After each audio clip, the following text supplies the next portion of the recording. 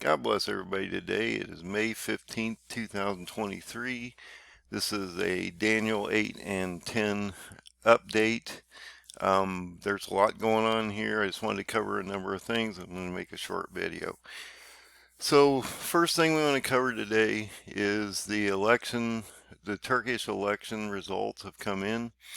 Erdogan had fallen under the 50% ratio he needed to become the leader.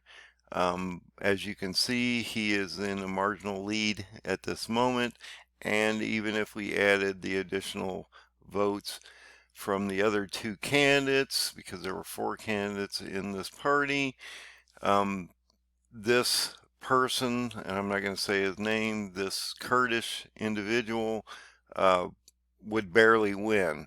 So they're going to have a runoff in 2 weeks. So Erdogan needed a 50% threshold, and he did not get that. He just got over 49%. And so there will be a secondary runoff that will happen on May 28th. He has to clear the 50% threshold so that he can actually become the leader or the president of Turkey. And so this will happen in 2 weeks.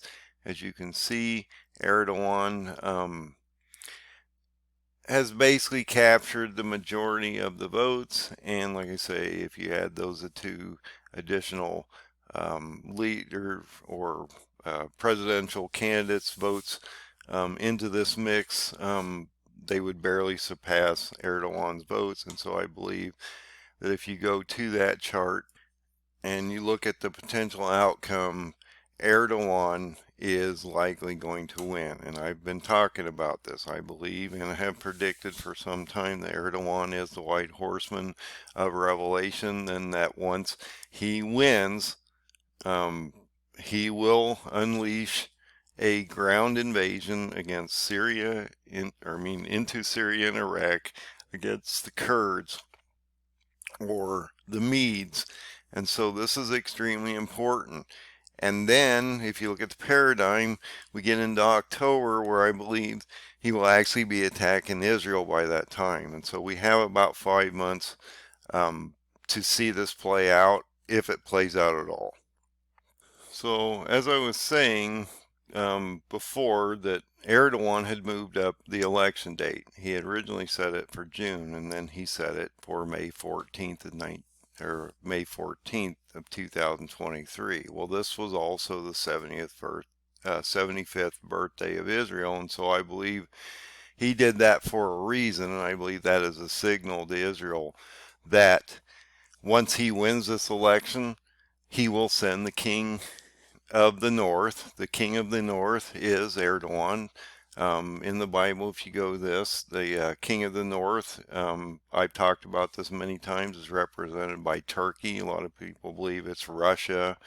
That makes no sense if you look at the statue and the history of the Jewish people and how we're in that seventh kingdom, and how that was the Ottoman Empire, and how that has to deal with Turkey, and how that's going to be revamped by Erdogan, and how he's indicated for 20 some years he's going to rebuild this caliphate that he's been talking about for 20 some years in the 100th year of the destruction of the original Ottoman Empire, which happened in 1923. So if you go to my site, my website at endofdaysurvival.com, it's a free Wix site. You can go and look at all my different charting, and the one that I wanted to allude today is the Daniel statue chart. So if you go down the page just a little bit, you see these PDF files, and you can click on Daniel statue. This breaks down Daniel chapter 2, 7, and 8, and gives you a full breakdown of the actual footprint of the beast kingdom and how Daniel tells us what that footprint is. This one, if you click on this, will give you the history of the Jews in their captivity, and how the Ottoman Empire was the seventh kingdom that they endured in up to World War I, and how we're working into the eighth kingdom, or the beast kingdom, as we move forward. But that seventh kingdom has never actually disappeared completely. And so if you go to Daniel's statue, we realize that Daniel knew where Nebuchadnezzar was in that kingdom, and that was the head of gold. And that if you work back in the beginning of history of the Jews, you would see that the first kingdom was the Egyptians. And through history, if you work through time, you'll realize that the seventh kingdom was the Ottoman Empire. And so we are in the seventh kingdom still. I keep saying the seventh kingdom's nearly been dissolved. It was destroyed in World War I, at least we thought, but Erdogan is keeping this alive. And so he's going to bring this caliphate, this neo-Ottoman Empire, back to the world by the end of this year, I believe. So you can look up Erdogan's Vision. I've been talking about this for some time. He's been talking about this for 20 some years, almost since he's been in office, that he's going to bring Turkey back into the light. He's even changed the name of Turkey, or the spelling of Turkey, and how it's represented. But his vision is in the centurion date of the Republic of Turkey, when it was basically decimated in World War I in 1923, that he would rebuild this in that 100th year gap. And so this is the 100th year gap of 2023, and you can see he has a lot of different goals here. But in this one goal, he's also indicated that he's going to basically bring this Neo-Ottoman Empire back. And so we need to watch him. Daniel 8 through 12, actually you can start in 7, for the forming of the four beasts, and that shows that footprint that I was talking about in that one chart of 2, 7, and 8, chapters 2, 7, and 8, and how that actually shows you the footprint, which is the same footprint as the footprint of Alexander the Great.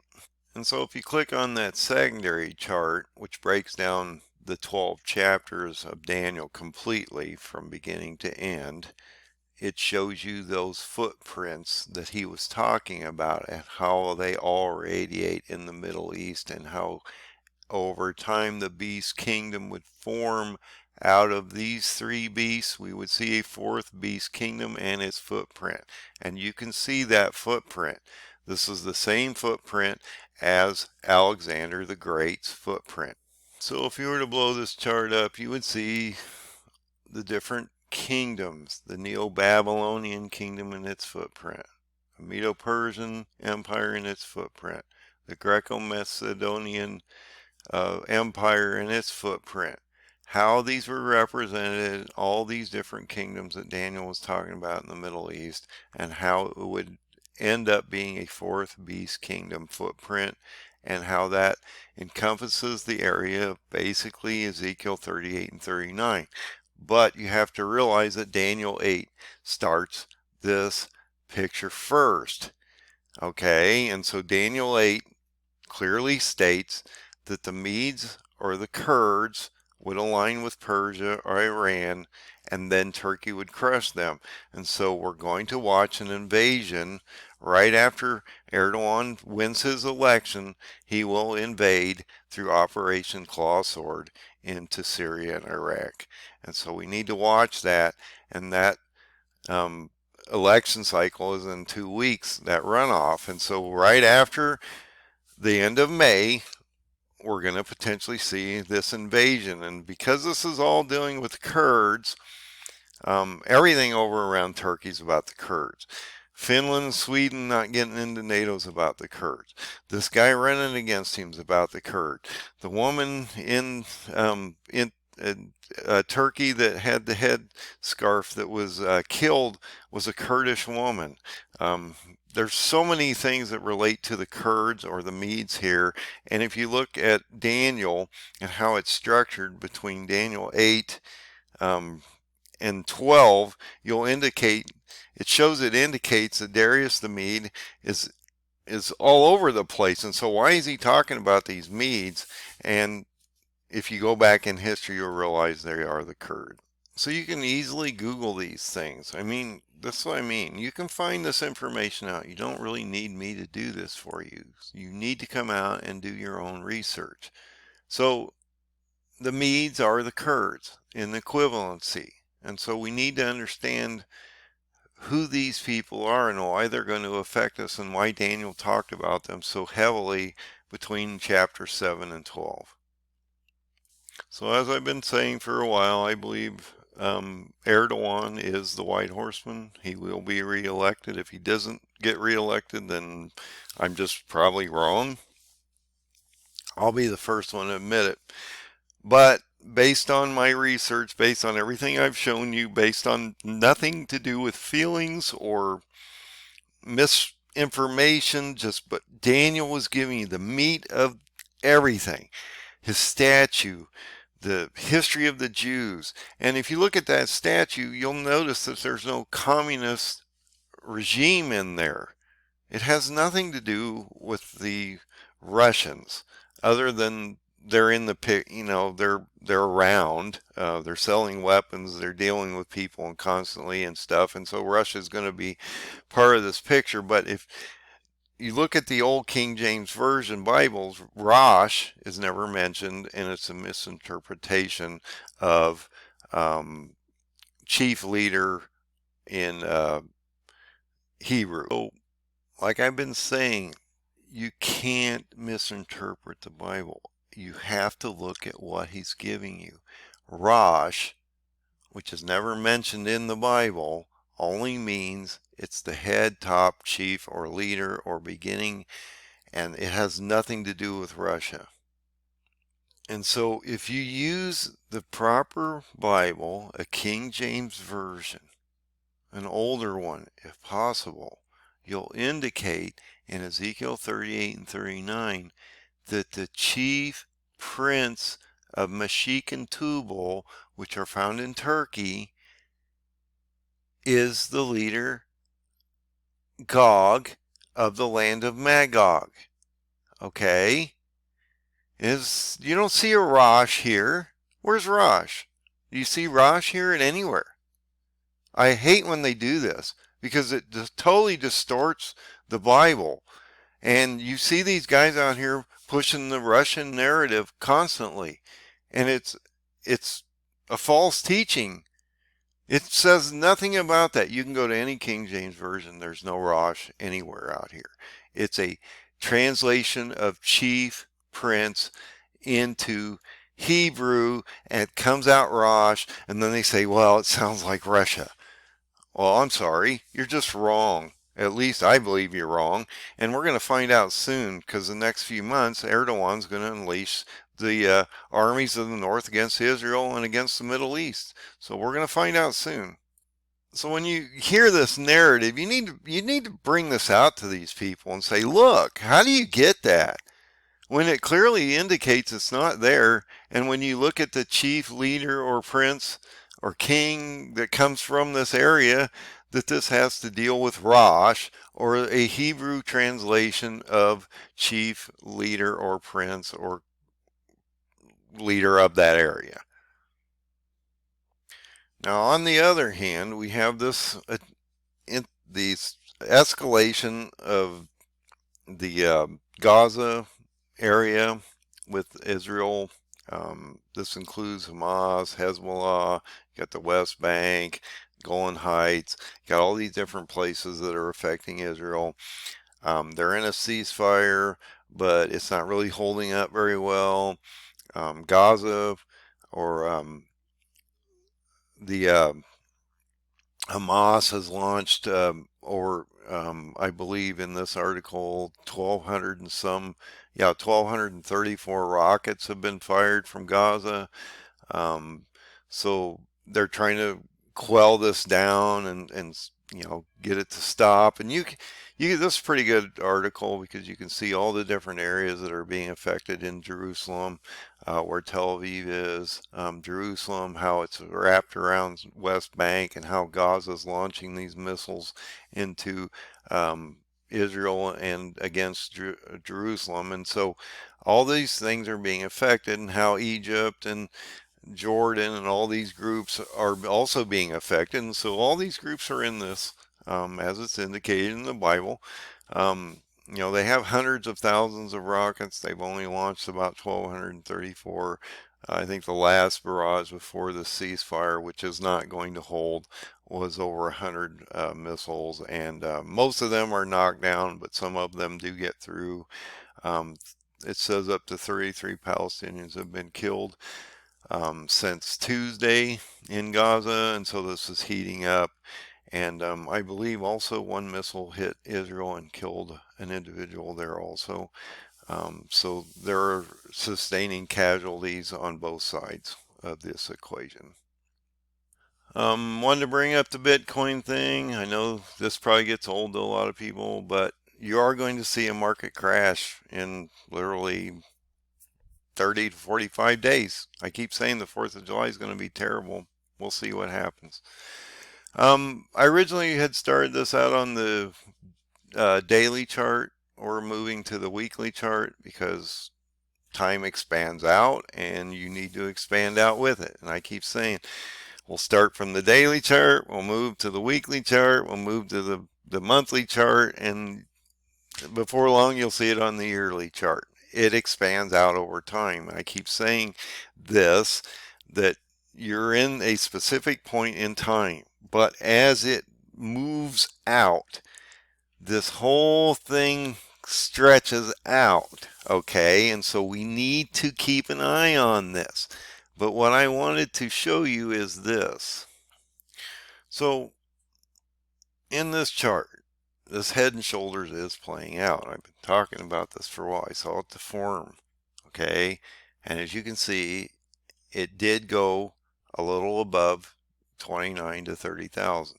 I indicated it was probably not going to get over 29, but you have to think about the percentage of rise based on the total. And so when you're talking about a $30,000 stock, in this case, Bitcoin, whatever you want to call it, a 10% move or a 1% move can matter. And so I can't give you, oh, these are probabilities. There's no way to specifically say that this is going to, but we have resistance and support lines, and we have to look at those resistance and support lines.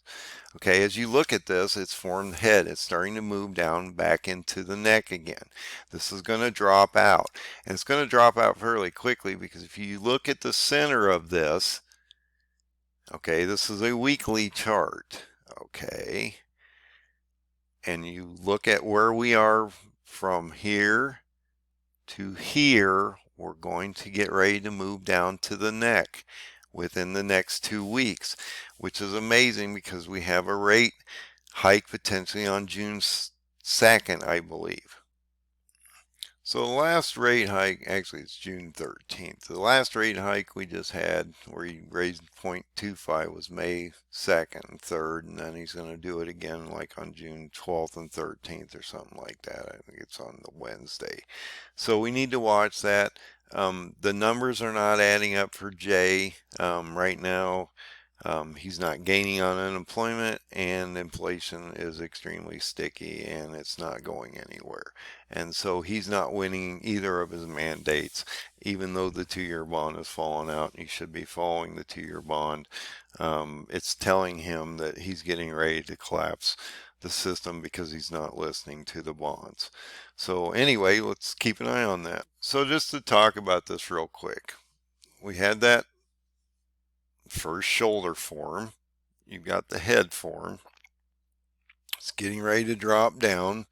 This is going to happen by the end of this month, and then we're going to watch that next meeting in the middle of June as we move into the 4th. And so it's going to come down. It's going to test this support. It's going to go down just below 20,000. I believe it's going to come back up to about 20. I've said about 20, no more higher than 24, probably 25,000, and then it's going to totally crap out. And when it does, it could go negative, and people are looking at me going, that's crazy. It Look, if you look at these two gaps from the last two head and shoulders, and you take the same gap down from this shoulder, from, you can see where I've marked them, from the shoulder lines here, this gap's down at below 3,000, without even trying. Maybe it goes negative no matter how you look at this thing. And so could potentially Bitcoin fail? I don't necessarily think it will fail. I do believe that if you look at this support line, and there's multiple support lines here, I get it. But if you look at this support line, I've been talking about how it could go below 5,000. And so we'll see whether that actually occurs or not here in the next 45 days. The 4th of July, I believe, is going to be a really interesting time. And the last thing I wanted to talk about is the time frame that we are in. So I use these date calculators to be able to determine the amount of time I believe we have based on my paradigm. I've talked about this paradigm. You can also go find that on those charts. That's 4th chart over on my website in the PDFs. So in this case, I went from May 15, 2023 to the Feast of Trumpets in 27, which falls on October 2nd and 3rd of 2027. Now, why did I pick the 2nd? Because it's on a sabbatical Saturday, which is the day that the East Gate could be open. It can be only open on a new moon or on a sabbatical Saturday. And so the Lord would come back on one of those times, and we look at the fall feasts that have not been fulfilled based on the Jewish religion, and you realize that we should be looking at that Feast of Trumpets prior to the Strong Generations end, which is the 80th year ordination of Israel. We just had the 75th birthday. We're moving into that last end of the generation, which would be May 14th of 2028. And so this is why I picked this date, because this is the fall feast of the Feast of Trumpets, Yom Kippur, and Feast of Tabernacles, which ends 15 days or so shortly after that. I believe it's October 17th. So if you look at that, you have on my calendar, we have 1,602 days, including that Saturday of October the 2nd of 2027 to play this story out. And so you have 4 years, 4 months, 18 days before God's story is complete, and we are then with him. We've been raptured and removed from this equation, and the wicked are still left down here, and it is what it is. But I just want you to realize your time is getting short. We're down to 4 years, 4 months, 18 days in my calendar based on my paradigm that I've shown you so many times.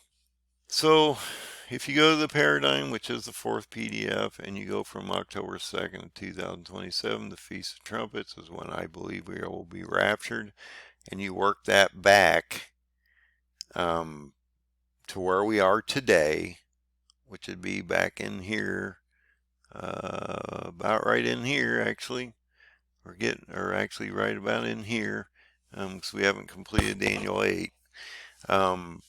From this point to here, there's 1,602 days. And so prepare. Things are going to get crazy. Find the open door. Find Jesus. Things are going to get intense once we cross that 1600-day mark, things are really going to start to accelerate here as we move forward. And so let's see what happens in 2 weeks. Let's see if Erdogan actually does get elected. If he does, that fulfills the first part of the paradigm, which is he's the leader of Turkey, and that over time he would then go against Israel.